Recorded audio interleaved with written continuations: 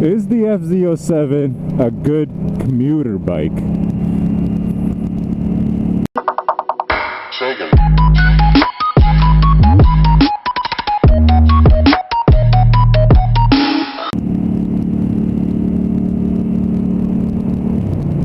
Alright, I'm going to try to answer a widely asked question about this bike.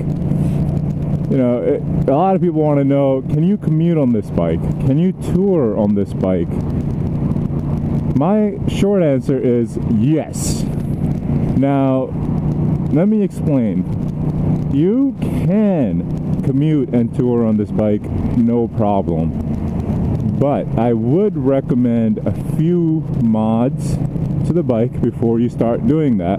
Now, depending on what your commute looks like, you might not need to do these mods. Like, for example, my commute is just about a mile for work, which, you know, I don't need anything, and it's mostly just local streets. I don't need to get on the highway to get to work. That might not be the case for you. Like, I know some people that commute an hour and a half to get to work, and most of it is on the highway. Now, if you want to do that on this bike, number one thing I really recommend you invest in is a windscreen. I do have a windscreen, but I just took it off yesterday. If you're not following me on Instagram, go ahead and follow me, and I actually posted a video up there to explaining why I took it off. So go ahead and follow me. The Instagram is Brat Mode. Check it out. But yeah, I do have a windscreen just in case I do some highway riding, and I do a lot of highway riding actually. Nice.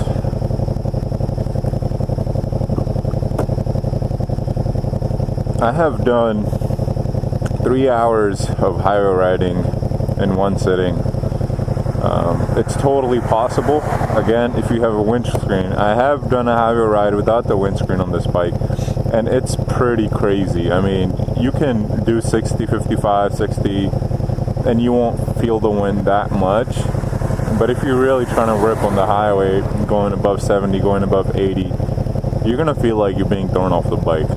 So you really need to invest in a windscreen. That's a must if you're gonna be doing a lot of highway commuting. Now, if you're planning on touring or planning on going on long trips that you want to carry some stuff with you, you can definitely put a bag on the rear seat. And I think I've seen a couple of pictures with people putting saddlebags on the sides of the bike. So it's totally possible. You'll just have to kind of figure that out.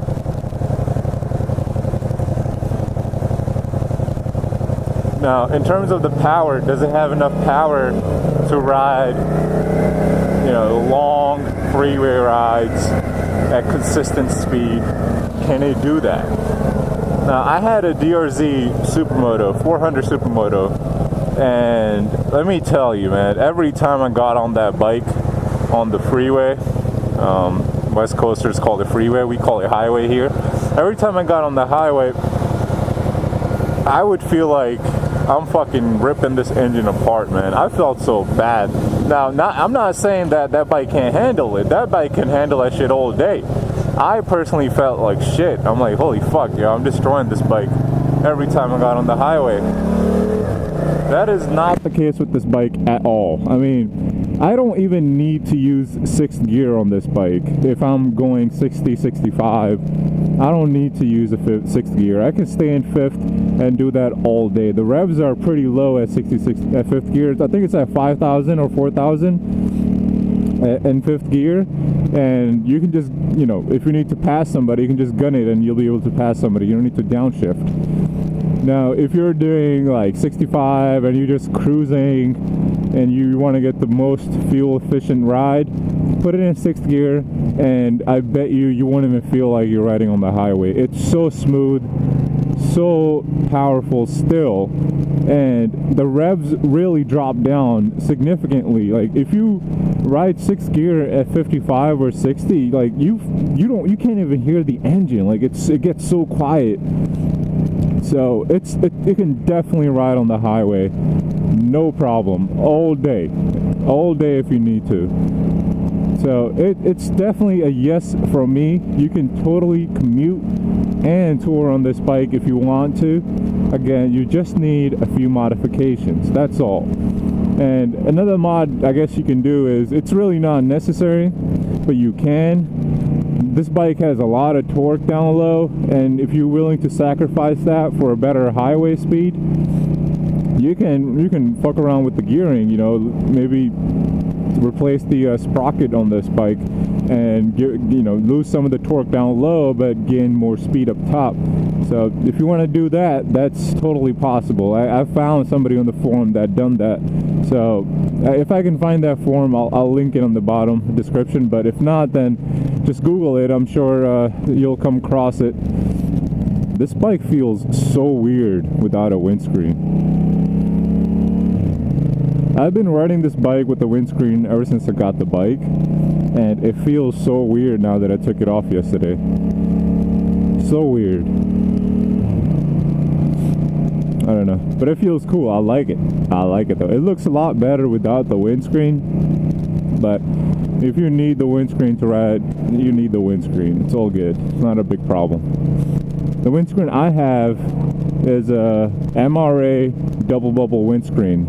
I'll link a video of the install and a video for the review of that windscreen, so go check it out if you're looking to buy a windscreen. That windscreen is amazing at highway speeds, and it's because it's the way it's very high, so it pushes the wind off your helmet, off your chest very nicely. So check out the install, and if you're planning on getting that, and the review if you want to get my thoughts on that windscreen. But yeah, man, that's all I have for you guys today. If you have any questions, you can always leave them in the comment section below. And if you haven't already, do subscribe. And if you found this video helpful, do hit that like button and share it with your friends that have the same bike or looking to get this bike. But yeah, I'll catch you guys on the next one. This is Brat Mode, and here are the top 5 things I love about my FZ-07.